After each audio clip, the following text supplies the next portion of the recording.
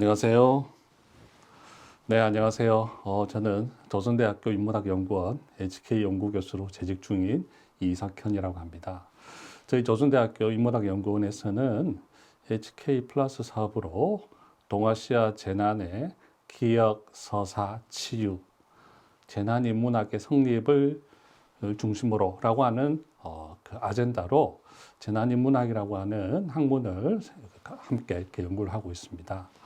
그 일환으로서 제가 본 강의의 토대가 되는 동의와 구황할민서라고 하는 논문을 몇 년 전에 발표를 하였고요. 오늘은 그 논문을 토대로 해서 재난과 국가, 시장, 건분이라는 제목으로 여러분들께 과거의 중국과 그리고 조선에서의 지방간이 담당했던 재난, 즉 기근 시에 있어서 지방간이 했던 역할에 대해서 여러분들에게 설명드리도록 하겠습니다. 자, 목차는 먼저 들어가는 말, 1번 들어가는 말이고요. 2번 구황활민서와 구황책. 구황활민서란 중국 남송대의 일종의 전문 구황서이다라고 이렇게 할 수가 있고요. 그에 관해서 설명드리도록 하겠습니다. 제3장에서는 목민심서의 재난 대비와 구제. 목민심서는 여러분들도 다 잘 아시다시피 다산 정약용 선생님의 저서인데 그 속에 들어있는 재난 구제 내용이 전문적으로 들어있습니다. 그래서 그 편을 중심으로 설명을 드리고요. 4장에서는 마무리를 짓도록 하겠습니다. 네, 먼저 들어가는 말 내용을 보면요. 우리 인류 문명은 어떻게 보면 무수한 재난을 극복했던 역사였다라고 이렇게 할 수가 있겠습니다. 이 재난에는 크게 보면은 자연재해와 그다음 사회적 재난, 또는 인위적 재난이라고도 할 수가 있겠는데요. 전통 시대에는 이 커다란 자연재해로부터의 피해가 사실은 좀 대다수를 이뤘다라고 할 수가 있고요. 예컨대 지진, 화산 폭발, 큰 홍수, 수재, 또는 큰 불 이런 것들이 있을 수가 있고요. 또 그로 인한 대규모 기근 또는 전염병, 창궐 이런 것들이 전통 시대에는 큰 어떤 재난이었다라고 할 수가 있고요. 현대에는 이러한 자연재해와 함께 현대인들은 주로 이제 도시에 많이 모여 살다 보니까 이 어떤 도시를 중심으로 한 테러라든지 또는 대형 참사라든지 또는 최근에 코로나 사태와 같은 전염병이라든지 이런 것들이 복합적으로 발생하는 그런 것이 현대 재난의 특징이다라고 이렇게 할 수가 있습니다. 어쨌든 우리 인류는 이런 그 재해와 재난을 극복하면서 현대 문명을 읽어왔다라고 이렇게 할 수가 있는데요. 과거의 재난 연구는 주로 그 재난의 예방과 대처에 중점을 주로 두어왔다라고 이렇게 할 수가 있습니다. 그런데 저희 이 사업단에서는 재난인문학은 이런 그 자연과학적이나 어떤 사회과학적인 예방과 대처 이런 것도 중요하지만은 재난을 당한 사람들의 어떤 피해 회복에 중점을 두고 그래서 어떻게 우리가 그 재난을 기억하고 그 재난에 대해서 또 어떻게 기록을 남기고 그래서 그것이 서사가 되겠죠. 그리고 우리가 그것을 어떻게 인식하고 또 어떻게 치유를 해야 하는가 하는 것들, 그리고 그것을 통해서 어떻게 우리 공동체적인 회복에 나아가야 하는가 그런 것들에 관한 것의 연구에 중점을 두고 있다라고 이렇게 말씀을 드릴 수가 있습니다. 또한 이 재난에는 이 재난을 통해서 수많은 사회적, 환경적 요인들이 이렇게 포착이 되거든요. 그래서 우리가 이런 것들을 재난 차별이라고도 하는데요. 예를 들어서 하나의 재난은 그 재난을 통해서 그 사회의 구조적 모순, 사회적 차별 이런 것들이 아주 잘 드러나기도 해요. 그래서 이런 문제도 함께 연구하고 있고요. 또 과거 재난 과거의 재난을 극복했던 이런 경험 사례들 그리고 그런 것들을 기록해놓은 그 기록 이런 것들에도 아주 중점을 두고 있다라고 이렇게 할 수가 있습니다. 제가 오늘 그 여러분들에게 강의를 할 주제는 과거의 재난을 극복했던 경험의 일종의 사례의 기록에 대한 연구이다. 이렇게 말씀을 드릴 수가 있습니다. 그래서 오늘 말씀드릴 그 과거의 경험이란 중국과 과거의 전통시대 중국과 우리 한국의 기록들을 하나씩 갖고 와서 그것을 함께 보고 비교하면서 그 극복했던 경험의 의미를 함께 생각해보는 그런 시간을 가져볼 것입니다. 먼저 처음으로 이제 여러분들과 살펴볼 내용은 구황활민서라고 이렇게 하는 책이 되겠는데요. 구황이라고 하는 것은 황은 기근을 뜻하고요. 기근을 구하고 활민이라는 것은 백성을 살린다는 뜻이죠. 그래서 중국 남송대에 동위라고 하는 인물이 편찬한 구황활민서라는 책에 나오는 내용을 중심으로 먼저 여러분들과 함께 약 1000년 전 중국의 기근이라고 하는 재난 시에 어떠한 대책을 실시했고 어떻게 백성들을 활민했느냐, 백성들을 살렸느냐라고 하는 점을 중심으로 여러분들과 함께 살펴보도록 하겠습니다. 먼저 이 그 구황활민서 책은 옆에 그림에도 사진에도 이렇게 나와 있는데요. 구황활민서를 편찬한 사람은 동위라고 하는 인물인데요. 이 동위는 남송대 광종시대 때 진사 출신으로서 아주 뛰어난 학자였습니다. 그리고 이 동위는 많은 지방관을 역임을 하였어요. 역임을 하면서 다양한 재난을 구했던 그런 경험을 하였어요. 그래서 이 동위는 자기가 경험한 다양한 구제의 경험을 통해서 이런 자기의 경험을 다른 관료들이나 후세에 전해 주어야 되겠다라고 하는 그런 필요성을 생각을 하였고요. 그래서 그것을 기록으로 남긴 것이 구황활민서라고 하는 오른쪽에 보이는 책이 되겠습니다. 이 책의 내용은 굉장히 잘 정리가 되어서 그 후대로도 굉장히 큰 영향을 끼쳤는데요. 이 책 이후에 본격적인 이 재난을 극복하는 일종의 재난 극복 전문서가 이 책 이후부터 비로소 시작이 되었고요. 이 책 이후부터 많은 이 구황서, 우리가 이런 책들을 주로 구황서라고 하는데 수많은 중국에서 구황서가 출판되기 시작했어요. 그래서 어떻게 보면은 이 책은 중국의 뭐라고 해야 되나 일종의 그 서지학상, 문헌학상, 사상사적으로도 굉장히 중요한 의미를 가지는 책이다라고 이렇게 할 수가 있습니다. 이 책이 편찬되자 당시 남종의 황제였던 영종은 정말로 충성으로서 나라에 보답하는 것이었고 진실로서 백성을 사랑하는 마음이 들어있다라고 이렇게 하였고요. 청나라 황제였던 유명한 걸륭제는 이 책을 보고서는 정말로 이 경제라고 하는 말은 오늘날 경제와도 같은 의미다라고 이렇게 하셨습니다. 정말로 경제에 도움이 되는 책이다. 그래서 여기서 말하는 경제는 단순한 이코노미보다는 나라를 잘 다스리는 데 도움이 된다 이런 의미가 되겠습니다.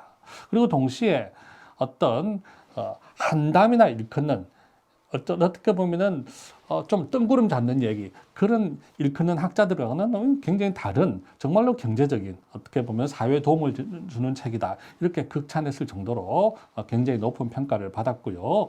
그리고 또 유명한 중국의 중국 구황사라는 책에서도 이 책에 대해서 굉장히 높은 평가를 내렸던 나름대로의 중요한 책이다라고 이렇게 말씀드릴 수가 있습니다.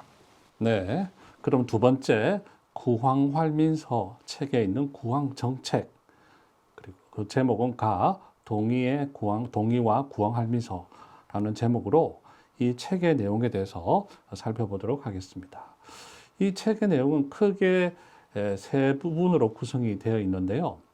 상권은 주로 과거의 구황의 사례를 통해서 그것을 통해서 현대의 어떤 구황 사례 에 대한 어떤 교훈을 얻고자 하는 것인데요. 과거의 사례는 저 고대 요순 시대의 순 임금에서부터 이 동이가 살았던 남송 순위 9년까지의 가장 동이가 생각할 때 훌륭했던 역대 황정과 구황의 모범 사례를 소개하고 그리고 자신의 의견을 개진하는 그런 내용으로 되어 있습니다. 그리고 두 번째 중거는 이 동이가 살았던 송나라 시기, 북송과 남송 시기에 있었던 구체적인 구황 정책을 자세하게 소개를 하고 있습니다. 그리고 하권은 이 송나라는 굉장히 훌륭한 어떤 정치인이 많이 나왔거든요. 그래서 훌륭한 정치인들은 또 훌륭한 구황, 황정 정책을 펼치기도 했어요. 그래서 그런 정치인들, 예컨대 문헌박, 한기, 증공, 소식, 범중음과 같은 아주 유명한 인사들의 이 구제, 구황 사례를 소개하고 그들의 은행에 대해서 기록한 그런 내용으로 되어 있습니다. 자, 그런데 이런 그 구황할민서는 조선에도 전해졌습니다. 이 구황할민서는 원나라 때 인쇄가 되어서 중국 전역에 보급이 되었고요. 그리고 명나라, 청나라로 가면서 이것이 과거 시험의 교과목으로도 되기도 하면서 중국에서 굉장히 유명한 책으로 되었어요. 그래서 이것이 조선 초에도 전해졌던 것으로 보이는데 우리 조선왕조실록 세종조에 이 구황할민서에 대한 내용이 들어 있습니다. 그래서 당시에 세종 임금이 이 구황할민서에 대해서 언급한 내용이 있는데요. 바로 세종 18년 7월 27일 경신조에 들어 있습니다. 당시 세종 임금에게 하신 말은 어떻게 하셨냐면은 송나라 선비 동이가 올린 구황할민서에 보리와 밀 심기를 권장하였으니 이것은 진실로 옛날 사람들이 소중히 여기는 것이다 라고 이렇게 되어 있습니다. 즉 세종 임금이 이 구황할민서의 내용을 보신 것 같아요. 그리고 이뿐만 아니라 세종실록에 총 3번이 나오고 중종실록에도 한 번이 등장하는 그 당시에는 어떤 가뭄을 극복하는 그런 책으로서 굉장히 소중했던 그런 책으로서 이렇게 읽혀졌던 것 같아요. 그래서 조선에서는 이 구황할민서를 모델로 삼아서 이것은 중국의 책이기 때문에 조선의 실정하고는 조금 맞지 않는 바가 있었어요. 그래서 조선의 실정에 맞추어서 구황벽곡방이라는 책을 편찬하였어요. 역시 이 구황할민서가 끼친 조선에 끼친 영향이었다라고 이렇게 볼 수도 있을 것 같아요. 그리고 1554년에는 역시 구황찰료라는 책도 편찬되었는데 이 구황할민서가 조선에 끼쳐서 구황벽곡방, 구황찰료 이런 책들이 편찬되었다. 어떤 지식사의 흐름으로서 이렇게 볼 수가 있는 것이죠. 그리고 조선시대 때 역시 중국에서 수입한 구황할민서 보유라고 하는 책이 지금 현재 우리나라 국립중앙도서관에 소장이 되어 있는데요. 이런 것들도 계속해서 우리나라가 조선시대 때 이 구황할민서의 내용을 중시하고 그래서 그것을 소장하고 그것을 중시했던 이런 모습을 보여준다 이렇게 말씀을 드릴 수가 있을 것 같아요. 자, 그러면 여기에서 조금 우리가 화제를 바꿔서 도대체 구황할민서에서 할민서는 도대체 뭘 하는 건가 이렇게 우리가 생각을 해볼 수가 있을 것 같아요. 그런데 제가 여기에 그림을 여기에 먼저 한번 소개를 해드리겠습니다. 먼저 이 그림은 유민도라는 그림인데 유민은 떠돌아다닌 백성들의 그림이라는 뜻이 되겠습니다. 북송 시기에 정협이라는 사람이 그린 그림인데요. 이 유민도는 그 당시에 어떤 그 기근을 당해서 백성들이 어떻게 보면은 자기 고향에서 먹고 살기가 힘드니까 막 이 사람들이 많이 떠돌아다니게 되었던 거예요. 그래서 이 유민도는 기근을 당한 백성들이 막 여기저기 거처 없이 걸식 어떻게 보면은 거지 행세를 하면서 떠돌아다니는 모습을 그림을 그린 것입니다. 이 정엽이 유민도를 그린 이유는 이렇게 지방에서 많은 백성들이 힘들게 살아가고 있으니까, 그렇죠? 보면은 뭐 어떻게 보면은 거지 행세를 하는 그 사람도 있고, 원숭이 한 마리를 가지고 조금 먹이를 부려서 사람들에게 또 돈을 이렇게 받으려고 하는 사람도 있고, 여러 다양한 이 떠돌아다니는 사람들의 이렇게 모습이 이렇게 나와 있고요. 이 오른쪽에, 맨 오른쪽에 있는 사람은 거의 뭐 옷도 걸치지도 않은 이런 행색을 하고 있는 모습이 보이고요. 그리고 여기에 맨 왼쪽에 여인은 정말로 피골이 상접한 상태로 아기를 안고 있는 뭐 이런 모습도 보이는 정말로 처참한 당시의 상황을 전해주는 것인데요. 이 정엽이 이 그림을 그린 것은 이것을 당시의 황제인 신종에게 그것을 보여줘서 그만큼 이 시대에 기근으로 인한 유민들이 이 지역에서 굉장히 많다는 것을 보여주기 위해서 이 그림을 그렸다고 해요. 그래서 실제로 이 정엽의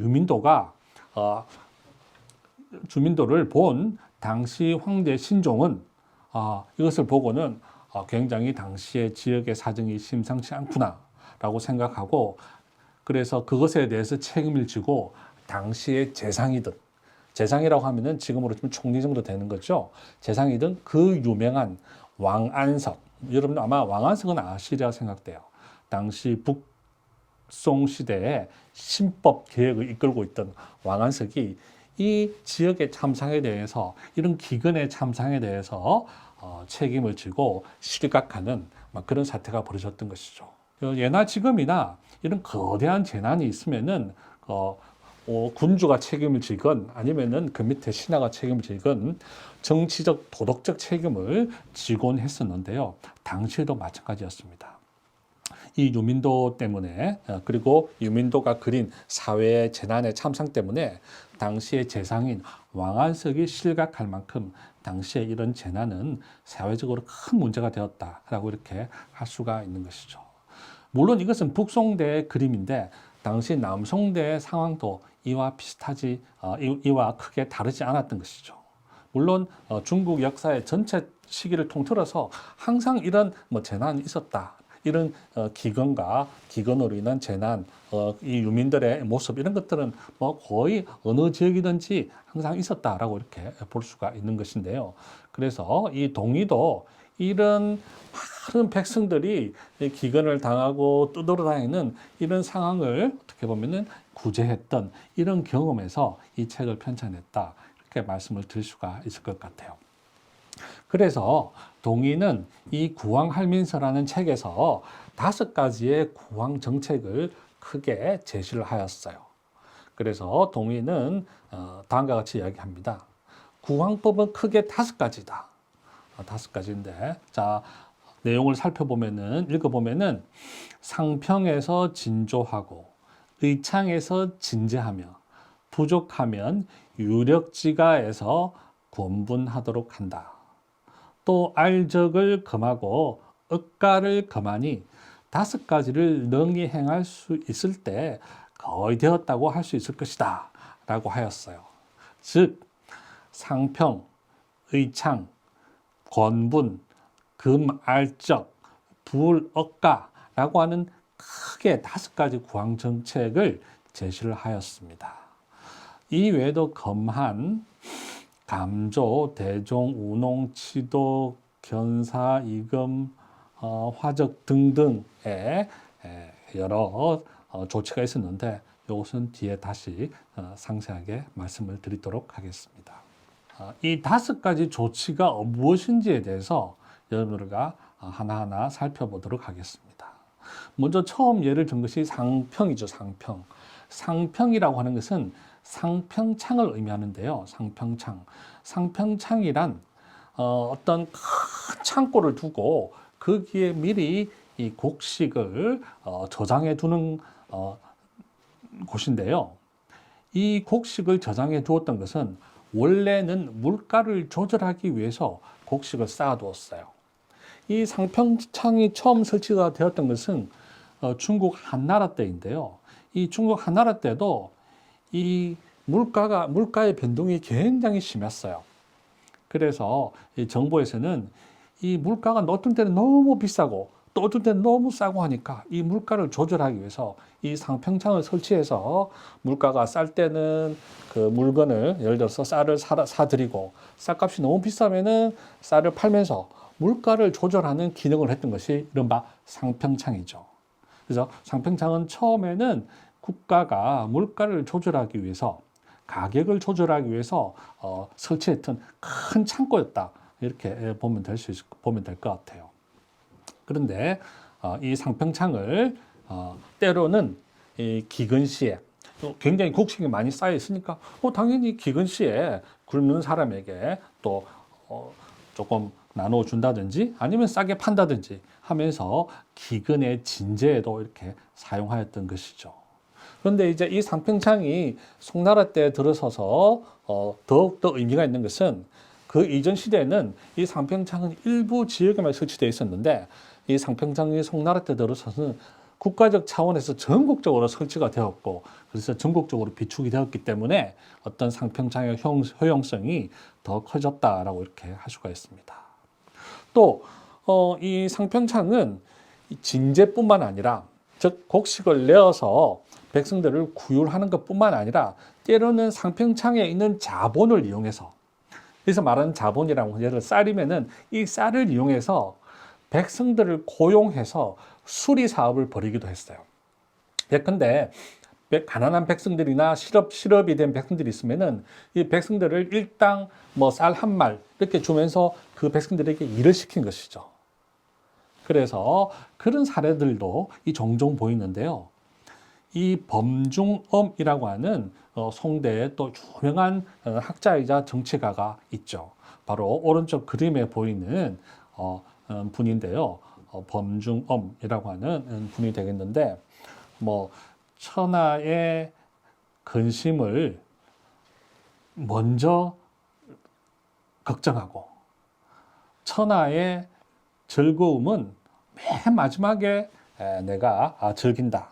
그래서 어떤 지식인으로서 사대부로서의 어떤 뭐랄까 자세 이런 것들을 보여준 굉장히 존경받는 어떤 학자이자 지식인 관료 범중엄이라고 하는 분이 되겠는데 이 범중엄이 지소주일 때 지소주라는 것은 소주의 시장이다 이렇게 볼 수가 있어요. 그래서 소주에서 장관을 할 때 백성들을 불러들여서 소민위역이라고 해서 백성들을 이제 모아서 일을 시켰다. 그래서 일을 시키는데 공짜로 시키면 안 되잖아요. 그러면 이 일을 시킬 때 어떻게 됐냐? 이 백성들에게 어떻게 보면은 이제 그 월급에 해당하는 돈을 지급해 주는데 이 돈은 바로 이 상평창에 있는 곡식을 이들에게 지급을 해준 것이죠. 그렇다면 여기에서 백성들은 어떤 백성들인가 하면은 기근에 시달리던 빈민들이었던 거예요. 그 빈민들이 먹을 게 없고 살기 힘드니까 이 빈민들을 모아서 일을 시킨 거예요. 어떤 일? 수리 사업을 시킨 것이죠. 수리 사업을 하면은 국가적으로 보면은 어떻게 보면 일종의 인프라가 되겠죠. 농업 인프라. 그래서 어떤 농업 진흥책도 되는 것이고요. 또 빈민들을 구제하는 것도 되는 것이죠. 그래서 수리 사업과 기민, 즉 굶는 백성들을 구제하는 두 가지 목적을 달성했던 이런 사례를 볼 수 있어요. 그래서 상평창이 원래는 물가를 조절하는 것이지만은 흉년 때에는 빈민들을 구제하는 데도 사용되었고 또 때로는 이 상평창의 곡식을 이용해서 또 수리 사업을 통해서 빈민도 구제하고 어떤 수리 사업의 인프라도 이렇게 또 구축하는 이런 또 모습을 보였던 것이 이 범중엄의 사례로서 이렇게 나와 있는데 동의는 이 사례를 이 책에서 이렇게 소개를 하고 있는 것이죠. 자, 두 번째는 의창이 되겠는데요. 의창도 상평창과 마찬가지로 역시 미리 곡식을 비축해두는 큰 창고가 되겠어요. 그런데 이 의창이 상평창과 다른 것은 상평창은 국가에서 관리를 했다라고 한다면은 의창은 민간에서 저축해서 쌓아두어서 수재, 한재, 대비코자 하는 그래서 일종의 민간에서 처음 시작했던 것이 이 앞에 상평창과 크게 차이 나는 점이다라고 이렇게 할 수 있습니다. 의창은 마을 곳곳마다 설치가 되어 있기 때문에 보다 빨리 기근을 당한 백성들에게 지급할 수 있는 그런 어떤 편리성이 있었다라고 이렇게 할 수가 있습니다. 그래서 흉년을 당한 백성들에게 지급해서 이것을 돌려주는 것이다. 이거 인생에서는 되지 않는다라고 하고요. 그리고 빨리빨리 해야 된다. 이런 것들을 강조를 하고 있습니다. 즉 민간에서 운영을 하면서 수재나 한제 시에 시급히 지급해서 향촌과 산골의 백성들에게 그 혜택이 빨리 돌아가야 함을 그렇게 시행을 하고 있음을 책에서 언급을 하고 있습니다. 오른쪽의 그림은 청나라 때 의창 지도인데요. 이 지도는 제가 미국 국회 도서관, 미국 의회 도서관이라고도 하죠. 거기에서 직접 제가 찾은 지도인데요. 의창주의라고 하는 곳에서 나오는 지도가 되겠습니다. 즉, 이 중국의 청나라 때 지방 지도 중에서 역시 의창이 곳곳 마을에 그림을 보면은 이 집같이 생긴 부분이 있죠. 중간 오른쪽 위에 아래 위에 이것이 마을 곳곳에 마을마다 설치되어 있는 의창을 가리키는 것이 되겠어요. 그래서 물론 이 의창이 나중에는 민간에서 시작되었지만은 나중에는 지방관이 굉장히 많이 지방관이나 아니면은 공동체가 많이 관여하는 이런 것이 되긴 했지만은 어쨌든 원래는 이런 민간에서 경영하는 것이고 이 민간에서 이런 기근에 대비해서 만들어진 것이다. 이렇게 말씀을 드릴 수가 있는 것입니다. 자, 그 다음으로는 이 권분이 되는데요. 권분은 권할 건, 분은 나눠주다, 권해서 나눠주다 라는 뜻이 되겠는데, 자, 원래는 권분이란 부자들이 빈민을 돕도록 곡식을 내어주는 일종의 자율적인 구제 기능이다. 그러니까 이 부자들은 기근을 당하면은 가난한 사람들에게 어떻게 보면은 쌀떡을 퍼서 그들에게 나눠주는 것, 이것이 원래 권분이다라고 이렇게 할 수가 있어요. 하지만은 이런 것들이 원래는 자율적인 것인데, 하지만은 이후에는 이 권분이 자율적이지 않고 이 광제적으로, 거의 반강제적으로 이 권분이 시행되기도 했어요. 예컨대 송대에서는 호등제라고 하는 것이 있었는데, 호등이란 1등부터 5등까지의 1호 1등, 2등, 5등, 3등, 1등, 2등, 3등, 4등, 5등 이렇게 해서 이 호를 5등으로 나눠서, 그래서 나누는 기준은 재산에 따라서 나누는 거예요. 그래서 호등에 따라서 너는 1등호니까 너 그러면은 권분 많이 해. 거의 강제적으로 이렇게 배당을 하는 거예요. 2등호는 이만큼 해. 그래서 나중에는 이 권분이 거의 반세금과 같은 반준조세적인 이런 것으로 이렇게 변질되어 버린 것이 변질되기도 이렇게 했기 때문에 오히려 이 권분을 부자들이 잘 하지 않으려고 했어요. 그래서 동의는 이 권분은 어디까지나 자율적인 것이 중심인데, 자율적이지 않는 강제적인 권분은 해서는 안 된다라고 하면서 자율적인 권분을 주장하였습니다. 이것을 바로 불권지권이라고 했어요. 권하지 않음으로써 권하게 한다라는 것이죠. 이것을 우리가 불권지권이라고 했는데, 그럼 어떻게 이 부자들이 이 곡식을 내어놓느냐? 부자들에게도 이익이 돌아가게 해야 한다. 그들에게도 이익이 있으면은 그들이 자연스럽게 쌀을 내어놓을 것이다 라고 했던 거예요. 그러면 어떻게? 부자들에게 그냥 공짜로 내놓게 하지 말고 그들에게 식량을 내다 팔도록 하면은 그들에게도 이익이 돌아가고, 그리고 곡식이 시장에 많이 나오면은 자연적으로 가난한 또 굶는 백성들이 혜택을 받지 않겠느냐라고 하는 것이 바로 동의가 주장하는 근본이었던 것이죠. 그래서 부자들이 자신들이 쌓아놓은 곡식을 시장 가격으로 내다 팔도록 해서, 그러면은 자연적으로 곡식이 많이 나올 거잖아요. 곡식이 많이 나오면 어떻게 되죠? 곡식 가격이 자연적으로 또 내려가겠죠? 내려가면 또 백성들이 혜택을 받을 거 아니에요. 그래서 시장에서 백성들이 식량을 쉽게 공급받을 수 있도록 그렇게 한 것이 바로 권분이다 하고 이렇게 할 수가 있겠습니다. 그 다음에는 금알적인데요. 알은 막는다. 영어로 치면은 바리케이트 친다라는 되겠어요. 즉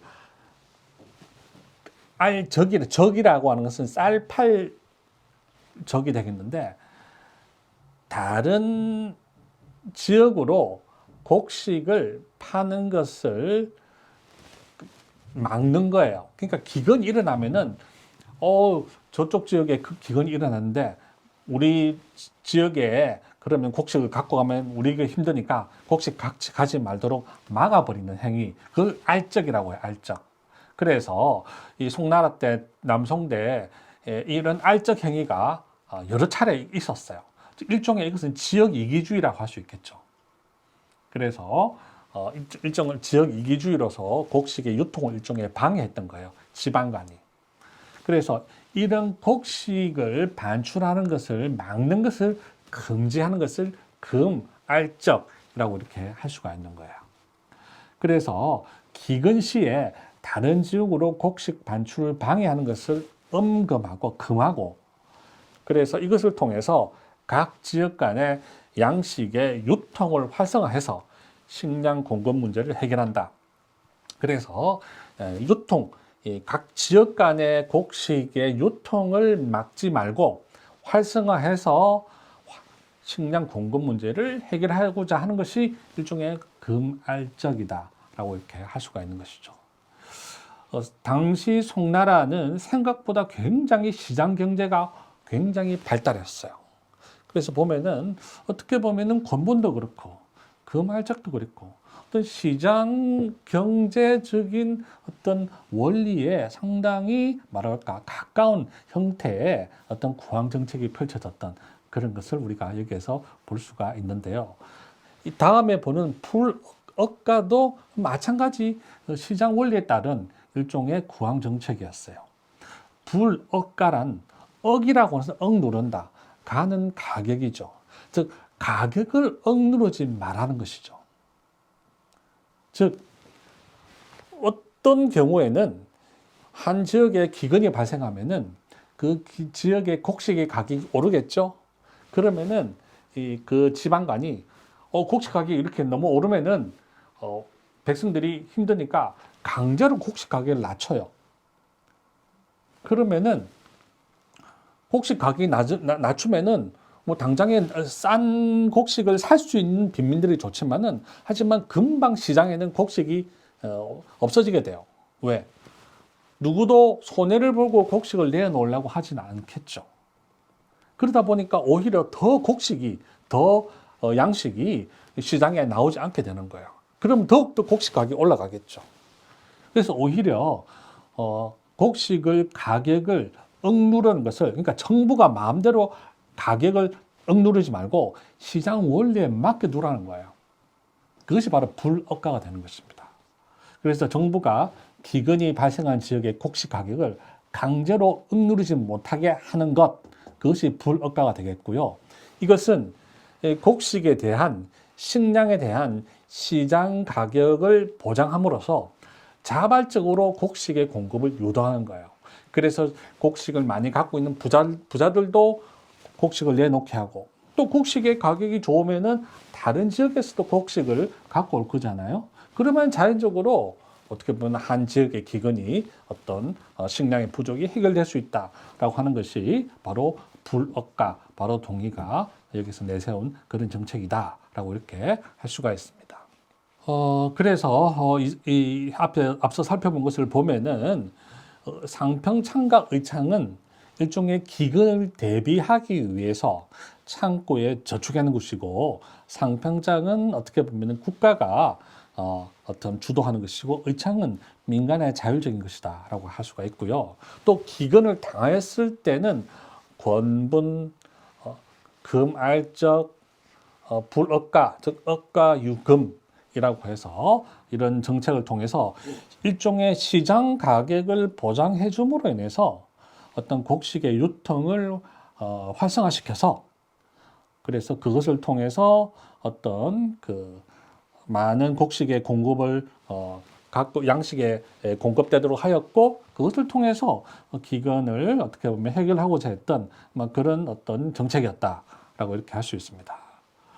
그래서 이 권분, 금할적, 불억가는 시장 원리를 따르거나 활용하면서 곡식 가격의 조절과 공급을 유도한 것이었다라고 이렇게 할 수 있습니다. 그래서 동의는 기근 대비는 관이 주도하기는 하지만은 민간의 자율적 질서를 존중하고 또 시장 원리를 활용하는 데 중점을 두었다라고 할 수 있어요.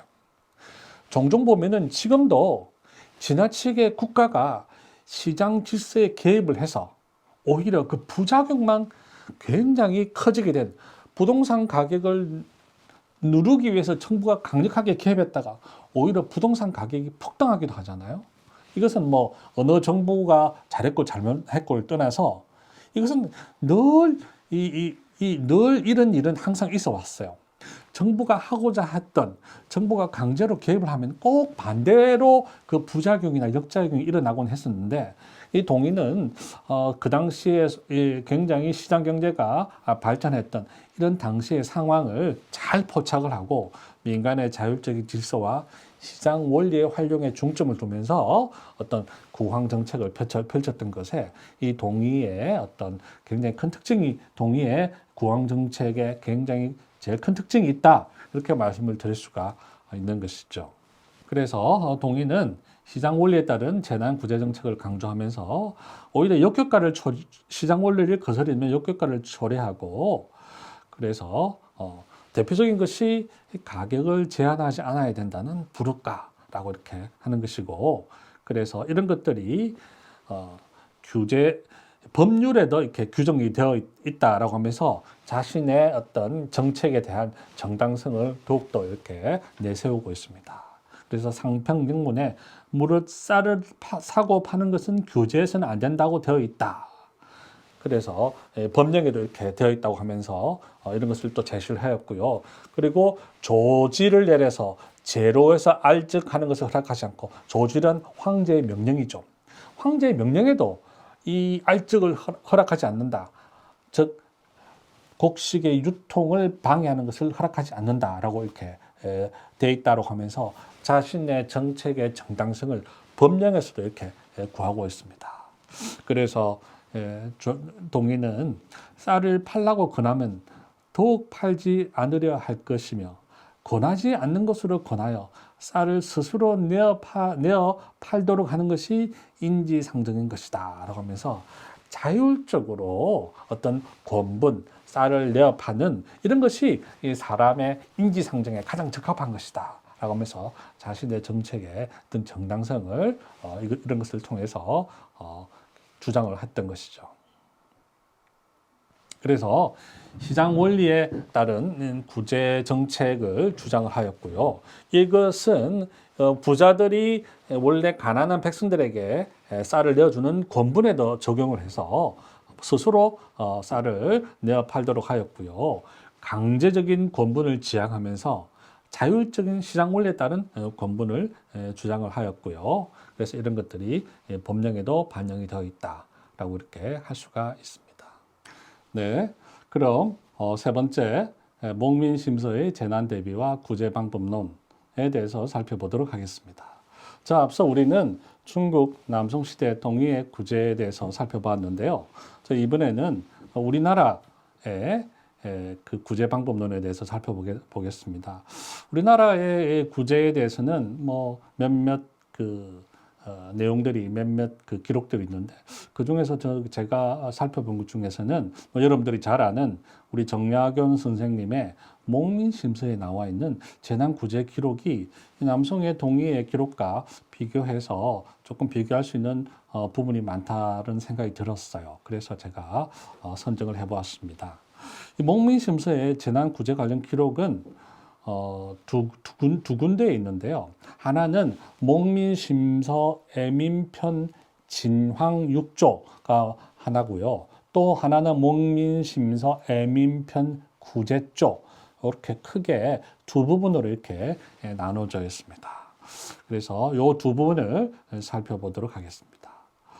먼저 이 다산의 구황사상은 줄의 황정 12조의 그 이념적 기초가 이렇게 이념적 기초를 두고 있다라고 이렇게 할 수가 있는데요.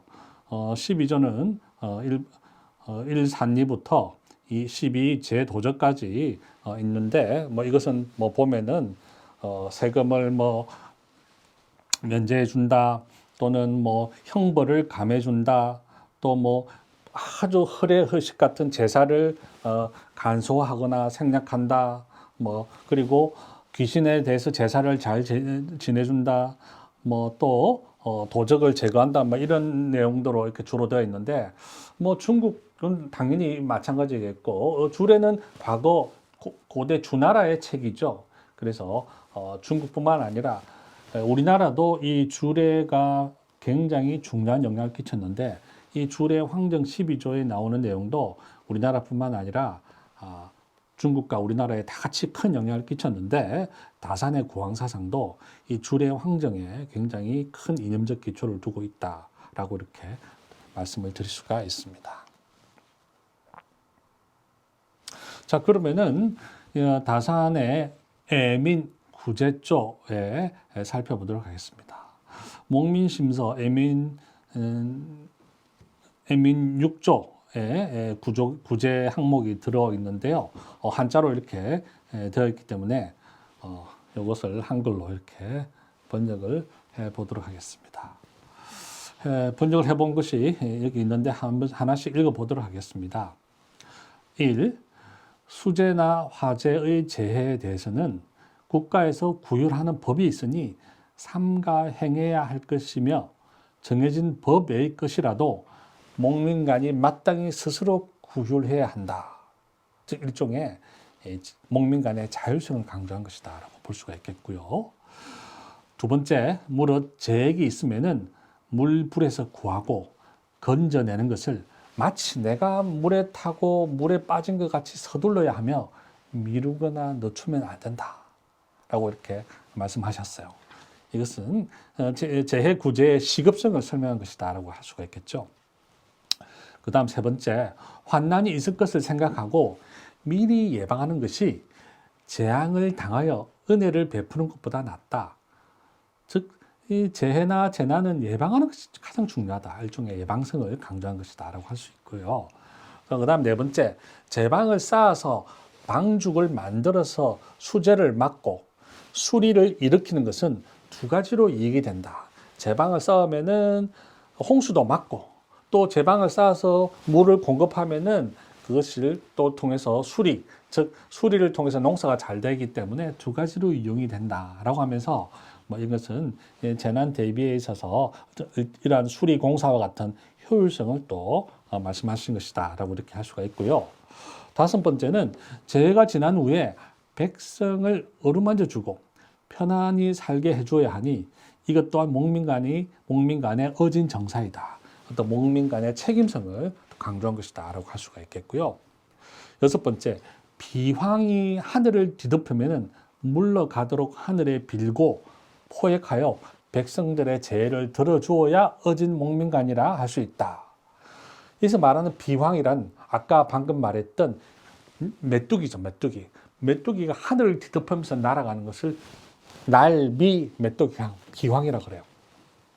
그래서 이 어떤 목민간들은 메뚜기는 하늘의 뜻이다고 하면서 손도 놓고 있는 경우가 조선에서도 그렇게 했나 봐요.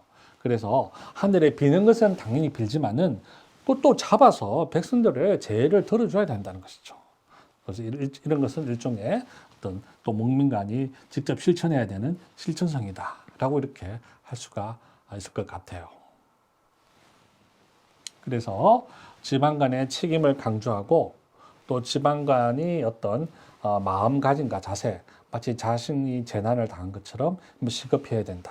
또 예방을 강조하고 또 수리 사업을 활용하고 또 재난 이후 또 잘 대처를 해야 되고 또 메뚜기 대책을 하면서 이 애민 구제조는 재난에 대처해야 하는 지방 간의 자세와 기본적인 행정 지침이다 라고 이렇게 볼 수가 있을 것 같아요. 자, 그러면 두 번째로 애민 진황조에 대해서 살펴보도록 하겠습니다. 자, 애민 진앙조는 6가지 항목이 제시가 되어 있는데요. 비자, 권분, 규모, 설시, 보력, 준사가 되겠어요. 이 6가지 항목에 대해서 하나하나 간단하게 살펴보면은, 비자는 진황에 필요한 곡식을 미리 준비하는 것이죠. 무엇보다도 기근에 대비하는 것은 미리 준비하는 것이 가장 중요한 것이겠죠. 그래서 다산 선생님은 풍년에 염가로 싼 가격으로 양식을 사서 가격이 높은 시기나 지역에 판매하는 방식을 주장을 하였던 거예요. 그것을 요판이라고 하는데요. 아까 우리가 상평창하고 좀 비슷하죠? 그리고 인근 군현에 비축 곡식을 사들이거나, 예를 들어서 기근이 났을 때 우리 지역은 사정이 안 좋지만 인근 지역은 괜찮은 경우 있을 것이잖아요. 뭐 그것을 또 사올 수도 있고, 또 우리 마을 포구에 미상을 유치해서 쌀 상인을 유치해서 미곡을 매입하는 방식, 이것을 미곡 흥판이라고 그랬어요. 그래서 상인들을 이용해서 상인들이 어느 정도의 이익을 얻을 수 있도록 보장해주면 상인들이 자율적으로 곡식을 갖고 올 것이 아니냐라고 하면서 이런 미곡 흥판 방식도 이렇게 말씀하셨고요. 또 다른 지역으로부터 곡물을 지원받는 이속, 우리가 필요하면 다른 지역에 SOS를 치는 것이죠. 그래서 도움을 받고, 또 나중에 다른 지역이 또 위급할 때는 우리가 도와주는 이런 방식으로 서로를 돕자고 하였어요. 그것을 이속이라고 합니다. 그래서 비자는 미리미리 준비하는 것이고, 이것은 재난에 대한 예방과 대비의 중요성을 말씀하신 것이다 라고 이렇게 할 수가 있는 것이죠. 두 번째는 권분. 권분은 아까 우리가 들어봤죠. 권분은 원래는 부자가 자율적으로 나눠지는 것인데, 우리 다산 선생님은, 정약용 선생님은 이 권분을 굉장히 강조하였어요. 즉 지방 간의 재량과 권한으로 할 수 있는 진자의 방법을 바로 권분이다라고 하면서, 권분은 원래는 스스로 나누어 주는 것을 권하는 것이다. 스스로 나눠주는 것을 권한다면 관의 부담이 크게 줄어들 것이다. 자, 기근이 들었을 때 부자들이 스스로 나눠주면은 관의 부담이 크게 줄어든다. 이런 말씀이 되겠어요. 뭐 이것은 원래 권분의 기능에 대한, 순기능에 대한 다산 선생님의 생각을 표현한 것이다 라고 할 수가 있겠는데, 하지만 다산 선생님이 보니까 중국의 권분은, 이것은 실제로 부자들이 쌀을 그냥 내놓는 것이 아니라 조미와 사미에 불과하다. 즉 쌀을 팔거나 쌀을 외상으로 파는 것에 불과하다. 중국의 변종, 아마 다산 선생님은 중국의 사정을 이렇게 알고 있었던 것 같아요. 그래서 중국은 이렇게 변종이 되었지만은, 그럼 조선에서는 어떻게 되었냐 하면은, 우리나라의 법은 백성들에게 백납해 하고, 무슨 말인가 하면 백납이라는 것은 그냥 공짜로 그냥 쌀을 내놓게 한다는 거예요. 그래서 이를 따르지 않는 백성이 있으면 엄중한 형벌과 사나운 곤장을 내리니 마치 도적을 다스린 것 같다. 조선에서는 뭐 안 좋은 사정만 있으면 백성들에게 쌀 내놓으라 하면서 쌀 안 내놓으면 그들에게 곤장을 때리니까 마치 이것은 도적을 다스린 것 같다 라고 하면서, 마치 사실상 강제 납부와 같은 이런 형태로 건본이 이루어지고 있음을 비판하였던 것이죠. 그리고 또 쌀을 많이 내놓으면은 찰방과 같은 어떤 형식상의 벼슬을 주면서 사실상의 관직의 매매 형태로 권본이 이루어지고 있다라고 하면서, 중국에서는 권본이 부자들이 곡식의 판매 형태로 이루어지는 것과 조선 사회에서는 강제로 쌀을 납부하는 이런 비정상적인 현실을 비판을 하고 있는 것이 바로 다산 스님의 권본에서 말씀하고 있는 것이다 라고 이렇게 할 수가 있습니다. 그 다음에 규모는 그야말로 이 규모를 정하는 것이죠. 즉 진황, 즉 기근을 다스리는 데 필요한 곡식의 수량과 구제해야 할 사람의 숫자를 정해서 미리 대비하는 것이죠.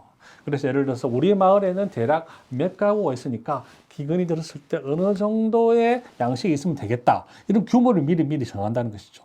미리 정하고 대상을 정하면은 기근을 들었을 때 그것을 좀 더 잘 처리할 수 있는 것이다 라고 하는 것이 이 규모가 되겠고요. 그 다음에는 설시란 이 굶주린 백성들에게 기밀을 제공하는 절차를 규정한 것이다.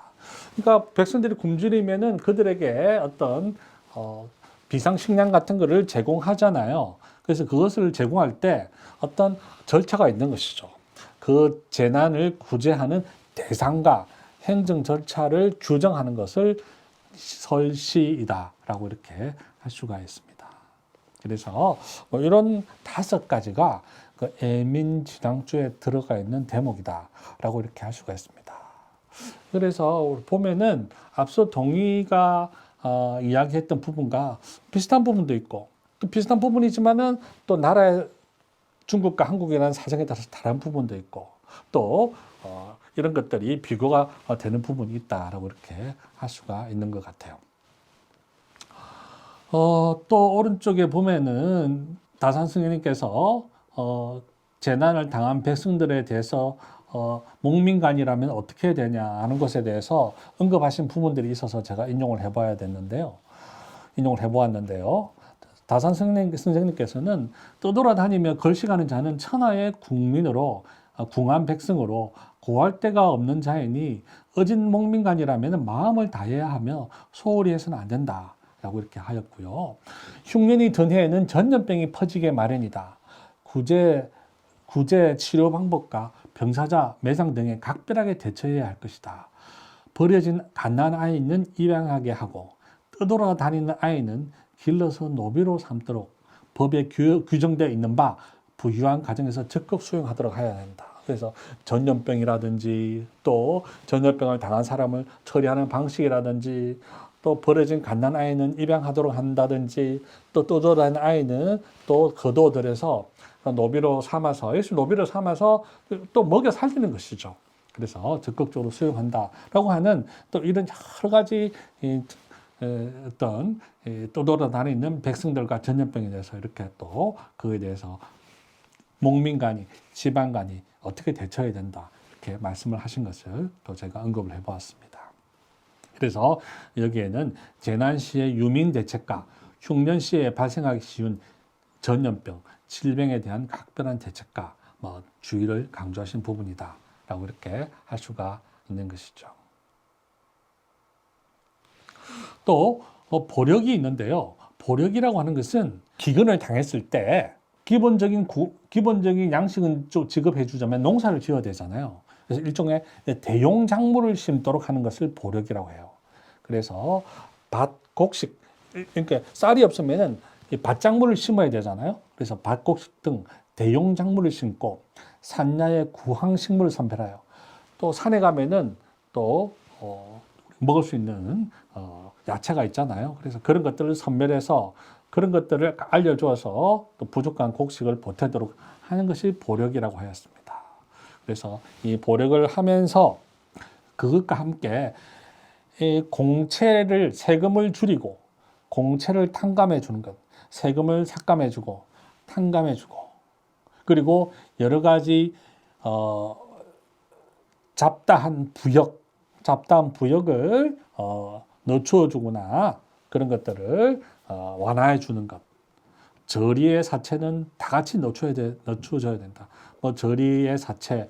그러니까 여기서 저리라고 하는 것은 일종의 국가가 운영하는 기관에 있는 사람들이 돈을 벌어서 그런 것들을 백성들에게 돈놀이 하는 것을 저리의 사채이다라고 할 수 있는데 그런 것들도 모두 다 늦추어 주어서 이자를 내거나 원금을 갚는 것도 늦추어 주어서 심하게 독촉해서는 안 된다라고 이렇게 하였어요. 그래서 보력에서는 대용 작물의 중요성과 함께 세금 삭감, 공채 탕감, 부역, 민간의 사채 상환 등을 마땅히 늦춰줘야 된다, 완화해야 된다라고 이렇게 강조를 하셨던 것이죠. 준사는 이 구제에 대한 평가가 되겠습니다. 일단 재난을 당했으면은 기근을 당했으면은 그것을 극복한 다음에 그것을 즉 그 진율에 대한 공과 그 공과가 있으면은 또 상과 벌을 내렸을 거 아니에요. 상벌 등 행정 절차와 그에 따른 마무리를 강조를 하셨어요. 즉 이 재난 구제 후에 적정한 평가를 해야 되고, 그리고 그것에 대한 논공 행상을 확실하게 해야 된다라고 하는 것이 준사가 되겠습니다.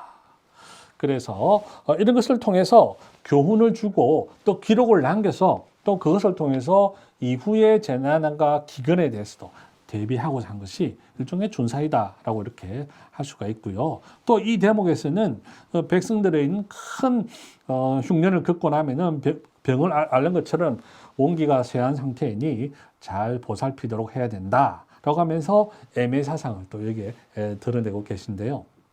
그래서 백성들을 사랑하면서 또 이런 직류를 할 때에 이 관리가 지방간이 빼돌리는 뭐 오도, 오닉, 오득, 오실 빼돌리고 막 착복하고 이런 것들이 또 많이 있어요. 그래서 이런 것들을 경계해야 된다. 즉, 이 재난 구제 시에 부정부패가 발생한 소지가 많기 때문에 이런 것들을 우리가 잘 다스려야 된다. 라고 하면서 이 준사에 대한 내용을 마무리를 하시고 계십니다.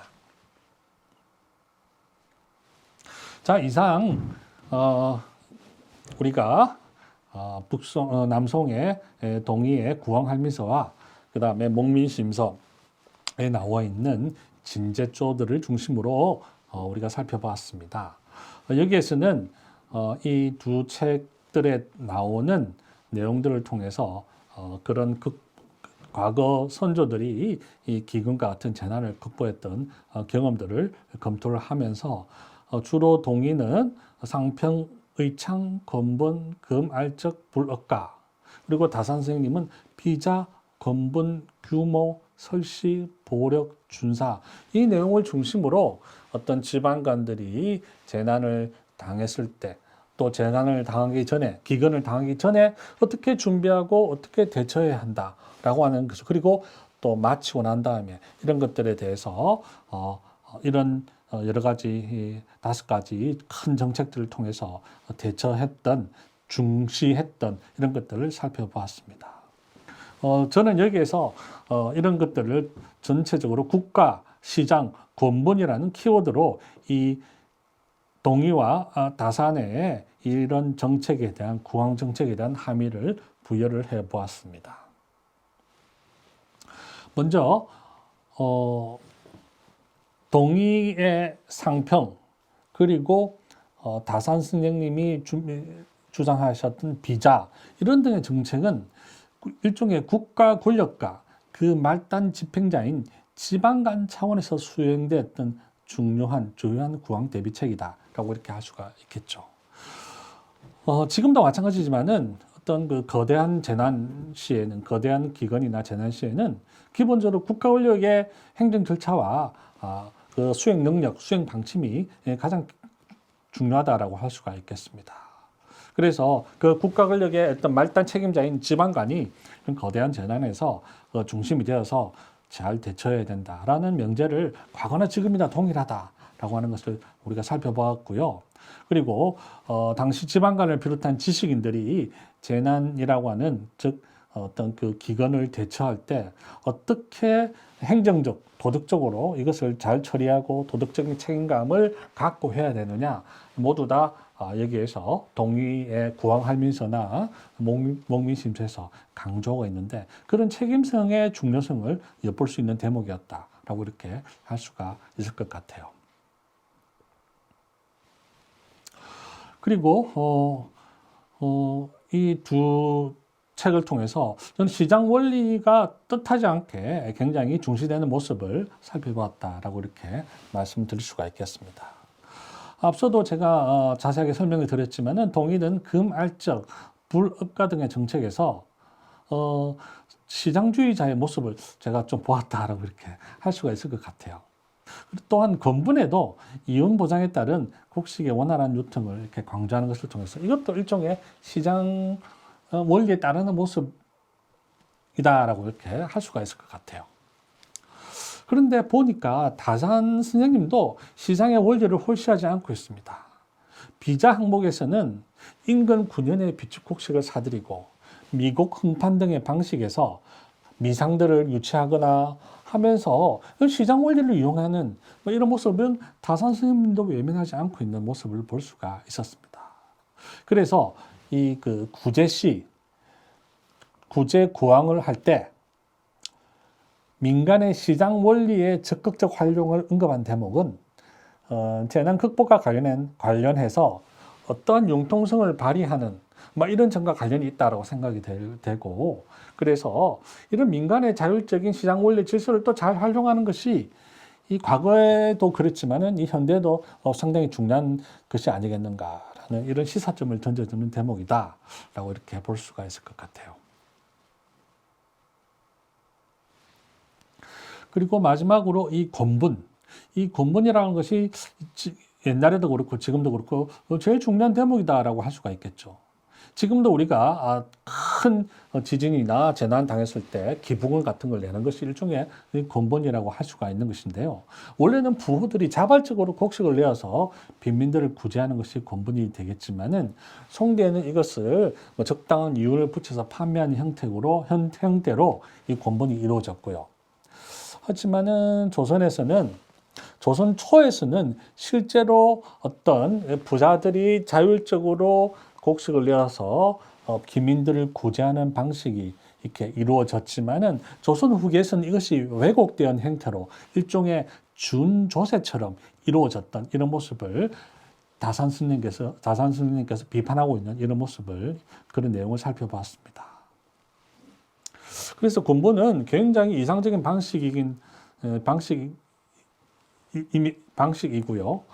민간 역량을 동원해서 기민을 구한다는 일종의 도덕적 덕목과도 일정 정도 연계되어 있는 구제 방식이다라고 이렇게 할 수가 있는데, 하지만은 남송의 권분은 시장 원리 형태로, 조선에서는 국가 권력에 의해서 강제 납부의 형식으로서 왜곡된 형태로 운영되고 있었던 이런 모습을 우리가 살펴보았습니다. 물론 남송 시대 때 이루어졌던 권분이 어느 정도 이것을 통해서 그 효과적으로 재난 구제, 기근 구제 이것이 활용되었는지에 대해서는 우리가 여기에 대해서는 확실하게 현실에 대해서는 말씀을 드릴 수는 없지만은, 하지만 여기에서는 그 시장 원리라는 나름대로의 사회적인 질서를 운영한 것으로 이루어졌다는 것을 살펴보면서 조선에서는 좀 왜곡되었다고 했는데, 조선 초에서는 또 나름대로의 원래 권분의 도덕적인 미덕에 합치한 형태로 이루어졌다고 이렇게 하였는데, 이것을 통해서 우리는 권분이라고 하는 것의 본래적 의미, 즉 가진 자가 자기의 것을 조금 내놓는 그런 본래적 의미에 대해서 좀 더 그런 의미를 좀 더 생각해보는, 성찰해보는 필요성을 우리가 제기할 수 있지 않을까라고 말씀을 드릴 수가 있을 것 같아요. 그러면서 권분이라고 하는 본래적 의미에 대해서 우리가 생각하면서 재난을 당했을 때 재난을 당한 사람들에 대해서 우리가 기부를 하는 이런 권분의 본래적 의미에 대해서 한번 성찰해보는 그런 계기가 이 내용을 통해서 한번 삼으면 어떨까라고 이렇게 생각을 해보았습니다. 또 공직자의 책임을 강조하는 면에서는 이 현대에 적용하는데도, 현대 그 교훈점을 구하는데도 전혀 손색이 없는 아주 우리가 시사점을 반드시 구해야 되는 그런 내용이다라고 할 수가 있겠고요. 또한 여기에서 보이는 국가 권력과 민간의 참여 및 시장 원리의 활용 등 재난 구제에서의 책임성과 시적절한 이런 대책 등 이런 것들은 현대 우리가 재난을 당했을 때도 참고해야 할, 또 배워야 될 그런 내용이다라고 이렇게 할 수가 있을 것 같습니다. 네, 이상 중국과 한국 동의와 다산 선생님의 구제 정책에 대해서 살펴보았습니다. 그것을 통해서 과거나 현재나 많은 기근을 중심으로 한 기근 등의 재난이 있었는데 그런 어떤 경험들을 살펴봤고요. 그것이 과거에는 또 어떤 형태로 이것이 때로는 왜곡된 형태로 되기도 했었고, 또 그것을 다시 정상적으로 만들기 위해서 노력했던 그런 선인들의 모습도 이렇게 살펴보았고요. 우리 다산 스님께서도 이 지방간이 행해야 될 도덕적 덕목과 그리고 다상 스님께 말씀해 주신 5가지 항목 이런 것을 통해서 지방 간에 해야 될 행정적인 어떤 뭐랄까 절차와 도덕적인 책무에 대해서 살펴보는 시간이었다라고 이렇게 할 수가 있을 것 같습니다. 네, 이상 본 강의를 마치도록 하겠습니다. 감사합니다.